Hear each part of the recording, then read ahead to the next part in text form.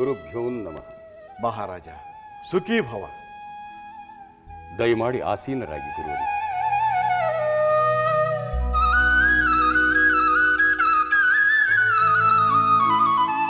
ಗುರುವರಿಯ, ಇಂದು ಕೆಲವು ಕಾಲ ತಮ್ಮ ಹಿತವಚನಗಳನ್ನು ಕೇಳುತ್ತಾ ನಮ್ಮ ಮನಸ್ಸನ್ನು ಹಗುರಾಗಿಸಿಕೊಳ್ಳಬೇಕೆಂದು ಆಲೋಚಿಸುತ್ತಿರುವಂತೆ ತಾವು ಆಗಮಿಸಿದ್ದು ಕತ್ತಲಲ್ಲಿ ಕಂಗೆಟ್ಟವನ ಎದುರು ನಂದಾದೀಪವನ್ನು ಹಿಡಿದು ಬಂದಂತೆ.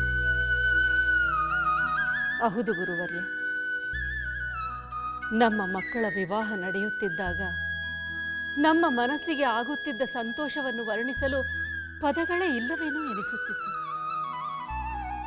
ಆದರೆ ಮಕ್ಕಳೆಲ್ಲ ಹೊರಟು ನಿಂತಾಗ ಒಂದೆಡೆ ಆನಂದ, ಇನ್ನೊಂದೆಡೆ ವಿಯೋಗದ ದುಃಖ.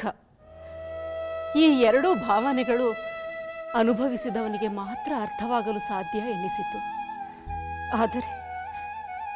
ಆದರೀಗ ಮಕ್ಕಳೆಲ್ಲರೂ ಹೋದ ಮೇಲೆ ಏನೋ ಒಂದು ರೀತಿಯ ಶೂನ್ಯ ಆವರಿಸಿದಂತಾಗಿ ಮನಸ್ಸಿಗೆ ಯಾವುದೂ ಬೇಡ ಎನಿಸುತ್ತಿದೆ.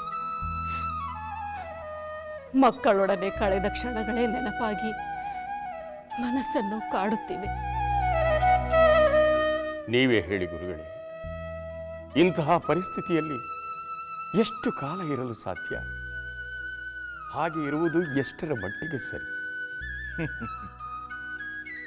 ರಾಜ ದಂಪತಿಗಳೇ, ವಿವಾಹದ ನಂತರ ಕನ್ಯಾಪಿತೃಗಳು ಇಂತಹ ಭಾವನೆಯನ್ನು ಅನುಭವಿಸುವುದು ಸಹಜ. ಆದರೆ ಈ ಭಾವನೆಗಳನ್ನು ಮೀರಿ ಸತ್ಯವನ್ನು ಯೋಚಿಸಿದಾಗ, ಕರ್ತವ್ಯವನ್ನು ಅವಲೋಕಿಸಿದಾಗ ನಿಮ್ಮ ಮನಸ್ಸಿಗೆ ನೀವೇ ಸಮಾಧಾನವನ್ನು ತಂದುಕೊಳ್ಳುವಿರಿ.